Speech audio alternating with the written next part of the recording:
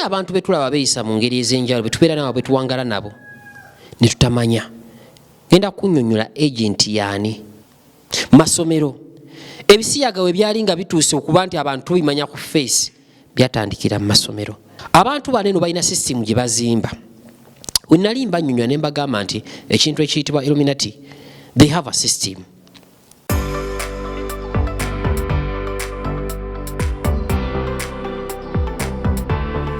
Katkonjolire Salimwa Poultry and Mixed Farm abakugoboka mukulunda okutuukaganya n'omutindo nga bano bakuguka mukulunda enkoko enganda n'enzungu omuli ez'amagi n'ennyama ziyite broilers, obumyu, amakovu, ebyennyanja, embuzi, enkofu, ssekkoko, menye kindekeke ate nga byonna bibalunda simuliimu ddagala zzungu lyonna. Balina n'obukoko obw'olunaku oba one day chicks n'obw'omwezi oba 1 month chicks kussa n'okutunda n'okusuubuza amagi ag'enkoko enzungu n'enganda nga bino byonna tebiri mu ddagala zzungu lyonna. Kati gwe omusuubuzi n'omuguzisa kinnoomu bakubire oba obasange e Wakiso Kasengejje Road, Salimwa Poultry and Mixed Farm. Let's live organic. Sebo, nyabo, mwana wa Katonda wenna ali eyo. Eno yera Bongo Charity Foundation. Tukola art for charity. Nga tuyita mu bitone ebyenjawulo omuli okusiiga n'okukuba ebifaananyi, okutonaatona ebisenge ne art.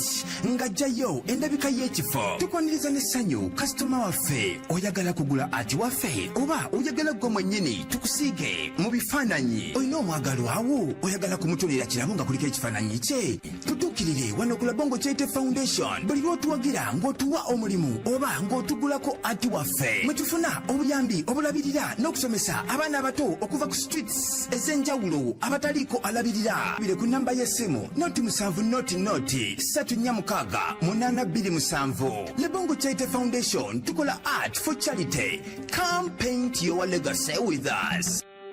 Abasinga mbadde mmanyi nga Niko ate nga abalala abasinga abanga bampita mu field erinnya director guy oba VJ guy. Sanyuse nnyo okubanga mbalaba mu budde buli omu asinzirira okundaba era nebaza bonna bonna abagoberera n'abazinga abangoberera.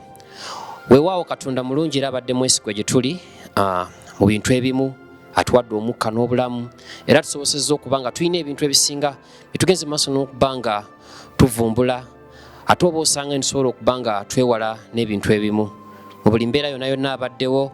So tolekangayo mwana wa Katonda kubanga naawe osobola okuba nga omufisiza obudde oba okumwebaza n'okumusinza n'okuba nga omutendereza. Nsinziridde wano ku Bongo Charity Foundation okuba nga mbatuusaako obuweereza buno eno era nga we mulaba mabega wange wano waliwo art pieces ate nga wamma gino gye emirimu gye tukola art wa buli kala. Tukola interior designing nga tudesigninga ne art ne craft ow'enjawulo. So mwana wa Katonda eyandyagadde okubanga okwata ku buweereza obwa Bongo Charity Foundation osobola okujja n'ogula piisi n'ojja n'ogula piisi eno n'ogitwala. So sente zivaamu ne zibeera nga ziyamba ku baana abali ku nguudo betusisinkana mu bifo ebyenjawulo saako n'abo betuwangala nabo wano ku ofisi yaffe empya gye twakola oba gye tugenda maaso n'okuba nga tuddaabiriza okuba nga etuuka ku mutindo awamu n'eri essomero erigenda maaso n'okuba nga lizimbibwa e Kamengo.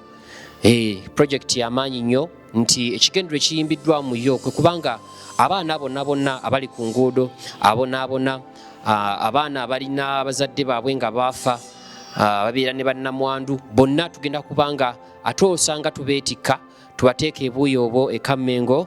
So osobola okusupportinga project eyo ng'ogula ku bisiige byaffe n'ebintu bira bingi nnyo ebikolebwa wano eno ku Bongo Charity Foundation. Omwana tetugenda kumugjayo bujja ku street oba tumuteeddewo n'environment egenda omusobozesa okuba ng'ayiga okuyiga ebintu nga art n'okukola ebintu bingi nnyo ebyenjawulo okutunga okukola engatto bintu bingi nnyo ebikolebwa production wa TV production wa media byonna bye bikolebwa era twagala omwana abeere nga wabagenzi mu charity agenda vaayo ng'ate alina skills ez'enjawulo. Weewaawo Mukama Katonda abadde mulungi nnyo gye ndi kansubire nammwe abakoze bulungi. Nabanze dde okweyanjula era nga mbadde nga nzija mbasuubiza nti tugenda kuba nga tuteekawo show extra show bye sasobodde kwogera mu bujulizi eri olw'ensonga ezimu wano ngenda kuba nga nkuwa insight oba nga nkutangaza mu bintu bingi. Show eno ngenda giyita the deep insight whereby nti tugenda mbuzibwa okubanga tunnyonnyoka ensonga ezimu abasinga mbadde mujjanga muliza ku bujulizi bwange.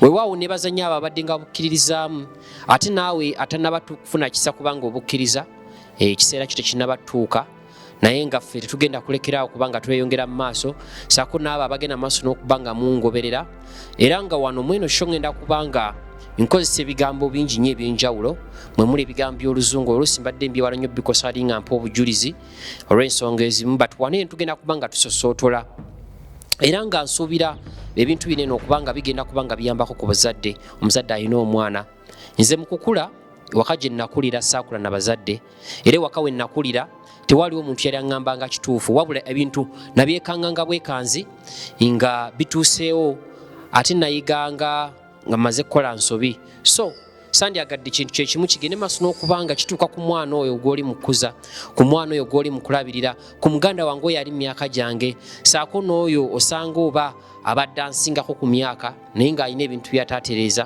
ng'alina ensobi ezaamusobako. So essaawa ndowooza tubeere nga tumanya nga tufuna insight y'amaanyi okuva mu ebyo mbadde nga njogera. Mu kutandika ngenda kutandika n'abazadde abalina abaana abali ku ssomero. Kino kakibeere kiyitawo. Omuzadde alina omwana ku ssomero. Bintu bingi nnyo abaana bano ababeera ku masomero bye basisinkanira kuba in the first place omwana ono abeera ku ssomero nga toli naye, tomanyi kikyakola, tomanyi mize eki gye yenyigiramu, totale omanyiko kitono ku ebintu byabeeramu. So omuzadde alina omwana ku ssomero, ngenda kukusaba omwana omuyite abeere ng'atuula abaana okuviira ddala ku myaka gye tugamba nti gisobola okutegeera, gisobola okuba ku myaka nga 7 naawe omukulu puroguramu eno tegenda kubanga ekuboola.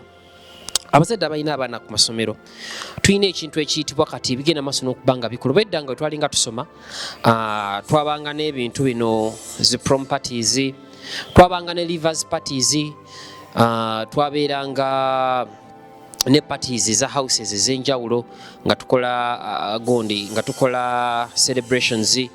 Ebiseera ebyo twayinanga syllabus yaffe yalingamu oba curriculum yaffe yabeerangamu sports nga tukola sports. Twabangawo ne celebrations ez'enjawulo dho nga zineno zo tizaali initial nga tezimanyikiddwa kwe kuli celebration eya twakolanga kirommo abasinga embeera nga mujjuke twakolanga kirommo awo wenyini we mba ntandikira. Abasinga mbadde mujjanga muwuliza obujulizi bwange. Nze main concern yange eri ku abaana abato omulembe guno oguli mu kusituka. Abasinga tusuuliddeyo nnyo ogwa naggamba nze nga neegerezaako nze kennyini. Essaawa zino nze nga nze omuntu n'ebintu bingi nnyo bingi by'enjawulo byenkola. Kwe kuli ekyokudirectinga firimu, kwe kuli okujja okuzoogerera, kwe kuli ekyokweditinga. Webituuka mu field ya production katukitwaliwamu production owa TV saako ne production owa firimu nga gundi bazibayita performing arts. So olina production ng'oggyeko ebyo nina creative works endala zenkola kwe kuli vocation skills ng'okukola ebitabo, okukola kando, okola sabbuuni ono ow'emiti gwe tukozesa oba abasinga gwe tunaabisa ow'okunaaba n'ow'okwoza. Ebyo n'ebintu naye kino kyonna kyava oba okubanga kituuka mu mbeera eno bweti kyava ku bazadde abange, kyava ku family gye nakoleramu rather gye nakuliramu. Bintu bingi nnyo ebyagendanga maaso n'okutuukawo. Nze ebintu ebisinga nabiyigira ku ssomero, okumanya nti mbu omuntu abuulirirwa, okubeerako n'empisa saabifuna waka. Kyewuunyisa nnyo nti nabifuna ku ssomero naye ng'ate neno ku ssomero gye nalinga walingayo ebintu bingi nnyo ebyali bigenda maaso n'okubanga bituukawo. Abazadde bye mutamanya, abazadde abasinga temukimanyiiko nti abaana bammwe banywa omwenge nga bali ku ssomero, temukimanyiiko nti abaana bammwe babeera ku masomero eyo bagenda ne beegatta ku bikosi eby'enjawulo. Abaana beegatta ku bikosi eby'enjawulo okugeza nti basobola okuba nga batuuka ku ssomero ekiro ne bagenda ne babba abantu. Naliko Komoyo group nga na group gye nalimuko twalina abaana abamu nga bava bwayise ku ssomero lyaffe lyali kunganya abaana bangi nnyo ab'enjawulo nga bagenda ne babba abantu lumu na beegattakokko kata batukubireyo n'amasasi. So all that stuff terina omuwa waka yamanya n'ab'oku ssomero tebaamanya. naye essaawa ezo kyali kikwata ku nze ng'omuntu nga kinkakatako. Ensi gye tulimu essaawa zino egenda ekyukakyuka, era nga mwana wa Katonda ogwanidde omanye nti ensi eno ekyuka. Nkyuse nayo oba endese nga bwendi, ntambudde nayo oba nsigadde nga bwendi. Waliwo omusajja yimba olima n'agamba nti ensi edduka ku misinde, emisinde gya yiriyiri. Kitegeeza ki? Ensi emisinde gyeddukirako si gy'oddukirako. W'otunuulira engalo zino eno tezenkanankana. Weewaawo naawe omwana w'omuntu olina ebiro eby'enjawulo, era olina ebiseera eby'enjawulo by'olina okuba nga okoleramu ebintu ebimu. We kali kutanda, Bayibuli egamba nti kikugwanidde ggwe omwana w'omuntu okumanya ebiro byo ne bitakuyitako. Ebiro buli we birikuyitako ofiirizibwa bingi. Though abantu tulina okuyiga okwawula wakati w'obugumiikiriza n'okufiirizibwa. Omuntu ayinza obbeerawo ng'oli mu kulinda naye ate ng'oli mu kufiirizibwa nga tomanyi olw'okuba tutegedde ebiro byo. So lwaki ebiro bino byamakulu nnyo omuntu okubimanya? Era lwaki kigwanidde ggwe omanye omuntu omanye ebiro byange bye bino oba si bye bino? Nzire wano eno ku ssomero, emize mingi nnyo egikolebwa ku ssomero abazadde gye tutamanyi. Essaawa zino waliwo trendi egenda mu maaso, trendi ya kirommo. Abaana batandise okukola celebrations ez'enjawulo ennyo ku masomero gaabwe. Aye kino kisinze kubeera nnyo mu masomero amanene. Balina parties ze bategeka, balina ebivulu bye bategeka, balina zi carnivals kati ze batandise otegeka. Essomero era nga ekintu kino kyeyimbiddwamu TV nnyingi nnyo ez'amaanyi. N'osanga omwana ow'obuwala, omwana omuzadde gwe wateeka ku ssomero, omuzadde wateeka omwana ku ssomero, omwana oyo omutadde ku ssomero naye n'omusanga ku pati nga balina amazina ge bazina, nga balina engeri gye bambaddemu, bakola zi stage, omwana abeera agulu ku stage naye tomanyi kyo n'omwana ali wansi kikyalaba. On top of that, ono ali waggulu ku stage ayambadde akantu kampi. Let us take caution. Tubeeko ebintu byetandika okwegendereza.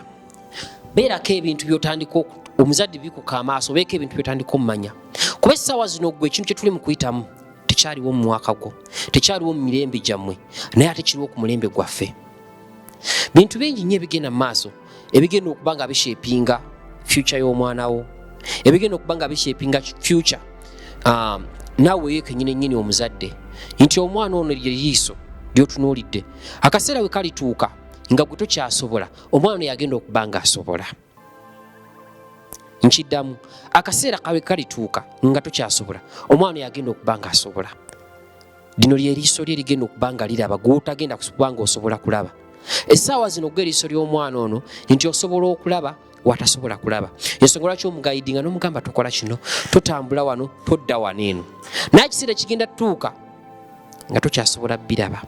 Olw'omulembe ogukyuka nti olaba mu myaka egy'edda ebintu ebyali bitambula ku mulembe ogwo si we bitambula kati. Omuvubuka ali eyo naawe atannaba kutulukuka. Ebintu nga we byali mu myaka gya 2007 2008 si we biri kati. Ebintu bikyuse, ensi etambula bulala. Omuze guno eno ogwa kirommo ku masomero, kirommo twabikoleranga na mu ddoomu era it wasn't a big celebration. Naye essaawa zino amasomero gakola ebivvulu ne basimba stage eya ddala ne bakuba music. Bintu bingi nnyo ebikolebwa within this period. Amasomero agamu galowooza nti galina that big security, bagenda kuteeka buli kimu under control, but si we kiri. Abaana oluusi ebisinga batula okugenda otutuula ebibuuzo byabwe nga balina embuto.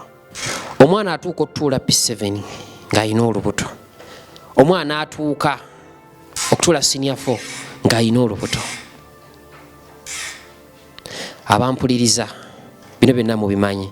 Essaawa zino eno omuzadde oteeka omwana ow'obuwala ku ssomero, omwana ava ku ssomero ng'alina essimu, n'akoma ewaka ng'alina essimu, ng'essimu gy'alina eri mu 7,000. Abamu balina essimu ng'eri mu kakadde kamu, naye nga essente z'omuwa niwaba asevinza atya kiyinza omutwalira emyaka 2 okuba nga aweze essimu eyo, sente z'essimu eyo. Waba eri wakatakola omwana ayambala engoye z'otamugulidde. Eri abo abazadde abalina omwana ayambala olugoye nga tomugulidde lugoye olwo naye nga ayambala. Mutunule mu TikTok z'abaana bammwe olabe biki bya postinga, mutunule. Muina abaana bakola ebintu ebyenjawulo muje mutamanyi era bye mutagoberera because olw'okuba omuzadde oli so fixed ne office worker tosobola kubanga otwala obudde kwetegereza mwana wange akola ki. Olina ebintu by'otamanyi omuzadde. Abazadde abamu tuteeka nnyo obudde ku TikTok, tuteeka nnyo obudde ku Facebook, Instagram, obudde bwo obusinga bumala ku bintu biri productive. Gwe ekyo kiri ku side yo, si kiri ku side y'omwana. Waliwo ekitambula mu maaso ekigenda maaso n'okuba nga kitrending essaawa zino. Abasinga kitubuusizza amaaso ku masomero eyo omwana waffe jja asomera. Lwaki nkugamba ebintu bino eno? Ba agent ab'omulabe sitaani bakutte nnyo awantu awo. Masomero ebisiyaga we byali nga bituuse okuba nti abantu bimanya ku face byatandikira mu masomero. Twasooka funa cases mu masomero ago ga single schools, amasomero ag'abaana ab'obuwala, amasomero ag'abaana ab'obulenzi. Wekyava mu masomero awo nekiroka kyeruptinga bw'omunaawunaawuna nekiroka kintuba abikudde ka veiro nti kinturoka tubicaminga sensitive nti mabaala baje ebisiyaga eno yona nekiroka kikwata attention. Trend ezisinga nga tezinnatambula zisookera mu masomero. Omuyimbi wakola oluyimba ku TikTok ngayagala lutambule lugenda tandikira mu muvubuka, lugenda tandika naye muvubuka munnanga andaba kati. Abakadde tebakola challenge nnyo z'amaanyi, abavubuka afe abakyasinza okukola challenge z'amaanyi. Abantu baneno balina system gye bazimba. We nalimba nnyonnyola ne mbagamba nti ekintu ekiyitibwa Illuminati, they have a system. Naye niŋŋamba nnyo omuntu tulekeraawo okulowooleza mu masabo, tulekeraawo tutandika olowooleza mu masabo. Essaawa zino eno sitaani ali ku ssimu yo gy'okwata, ali ku TV gy'olaba. Takyali mu ssabo nti mbw'ogenda asanga mu ssabo osanga eyirizi basibe eyirizi. No, takyawa operatingiraawo. Abasinga bali mu kwegendereza njagala mbawo ekyokulabirako. Bwe mulaba essimu ze tukwata essaawa zino, twalinanga smartphones naye nga smartphone tukozesa kyenkumu kugiggula. Abasinga temwebuuza lwaki abagagga oba abantu abakyasinza obugagga abasinga kizibu nnyo musanga n'essimu ya smart, ogenda musanga n'akasimu kamapeesa, oyisobola musanga n'akasimu waliwo buno obusatellite phones, temumanyi lwaki. Essimu zinene ez'ebyenkumu, ekisooka abalina essimu, buli alina essimu nga erina ekyenkumu, alina essimu nga ekola gundi, ekola face detection.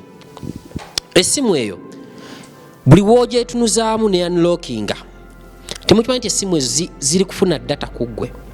Ekiseera kigenda tuuka nga omuntu katugeze nti munnabyabufuzi baagala musuula nga balina buli data. Lwaki? Yessimu eno gy'okosa, ekyenkumu kyo bakiyina kiri mu system. Kitegeeza ekyenkumu kyo wonaaba okina wona agenda ku airport nga wazza omusango bagenda kukufuna. We are embracing technology. Essimu bi technology mulungi nti omuntu wananziba in case gye bigenda okujja mu maaso tugenda kubanga kye twetaaga okwaccessinga. Oba toyina card, tulabira ku nsi yaffe wano mulirwana waffe wano Rwanda, nga oba toyina card, oba toyina kyenkumu nga tewewandiise register nga kyenkumu kyo nga tolina kyogenda kwaccessinga, kebeere emmere, kabeere transport. E Rwanda wano wootuukayo baasi zaayo za card, osazaamu za card ne basalawo ko ssente oba otambudde bogenda tutambula mu kibuga kyabwe, tho mu byalo bakyakozesa these other local means of transport. Kitegeeza ki? Tutuuse mu kintu nga tuli mu system. Abasinga mwawulirako wano ennamba gye nabagamba nti ennamba eyo mwandigibuusizza amaaso, ennamba ya Beast Bible gyeyogerako, that is 666. Ne mbagamba that is all confusion. Ennamba eyo kituufu erina meaning yaayo, but meaning yaayo togiconfusinga na bintu birala. Mulowooza lwaki Bible yogera ku nnamba nti abantu balambibwa? Mwe mulowooza okulambibwa bagenda kujja balete maaka bakuba ettatuwa neno mu maaso mu kyenyi. Bible weeyogera ku forehead neyogera ku kyenyi. Tetegeeza kyenyi kino kiri physical, kyenyi kiri ku mutwe gwo. Nedda. Eyogera ku bintu first hand things. Ku essaawa zino eno nnamba ntono nnyo esobola okubeerawo nga terina masannyalaze. Nnamba ntono nnyo eyina essimu nga tekuliko mobile money. namba ntono nnyo ey'abantu nkiddamu namba ntono nnyo ey'abantu etasasula amazzi etasubscribinga TV namba ntono nnyo etagula ya time namba ntono nnyo etagula data ey'abantu bitegeeza ki we banaakyuse ne bagamba nti kati omuntu okusasula amasannyalaze olina kukozesa kyenkumuukyo ne banaakyuse ne bagamba nti omuntu okugula amazzi oba okugenda ku dduuka olina kukozesa ekyenkumu oba olina okukozesa kaadi gye bateekamu ekyenkumuukyo kitegeeza ki bagenda kuba bakutrackinga sisitimu egenda kuba ekuyina kati banaakeera ku makya ne bukeera ku makya kati nga waliyo ebitundu ebimu nga if you're not gay oba you're not a lesbian oba you're not a homosexual oba you're not a bisexual nga you can't access certain services. Bagenda tujja ku system zino eno zetubadde tumanyidde omuntu okuba ng'okwata cash mu ngalo abasinga muwuliddeko ebya bitcoin therefore no mu nsi yaffe we haven't embraced such things naye mu nsi ezisinga they are using digital currency. Kati government wenaakeera ku makya negamba nti omuntu atagoberera kino kintu tugenda mu shutting down teri kufuna musa teri kuda mufuna services ng'essaawa zino eno okufuluma eggwanga olina okuba ng'olina passport ng'olina ndagamuntu passport. That's all the system. Tugenda tuuka ekiseera nga tulina tutakyasooka ku access nga ebyayogerebwa mu byawandiikibwa kwa Bible ekyogera mu lwatu mu Revelations negamba nti mbu abaali bateekeddwako akabonero bwe bokka abaali basobola okufuna ekyokulya n'amazzi. That is the mark. Essaawa zino eno bintu bingi nnyo ebigenda maaso n'okuba nga bituukawo. Abasinga we twogera story nga zino eno twogera ebintu nga bino what comes into your mind it is conspiracy. Mugamba that is conspiracy theories.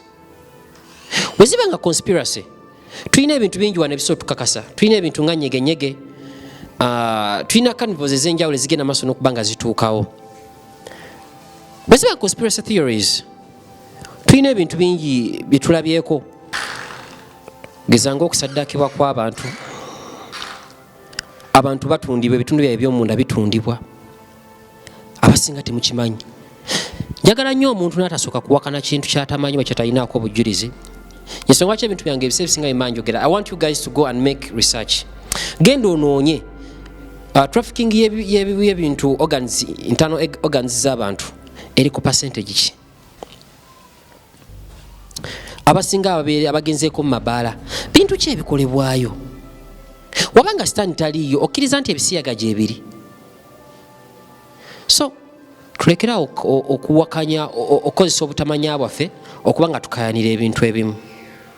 So gwe mwana wa Katonda mbadde nkyabagamba ekintu ekiri mu masomero kati ekintu ekya kirommo afuuse kirommo osanga nga essomero likoze pate likola pate nga ddala mu butuufu pate nnene naye nga kirommo twagikola nga tunaatera osiibula essomero nga manyi nti mugenda nkya nga leero mukola ndi nga mwabeeranga mudde omukola fujjo lya kivubuka.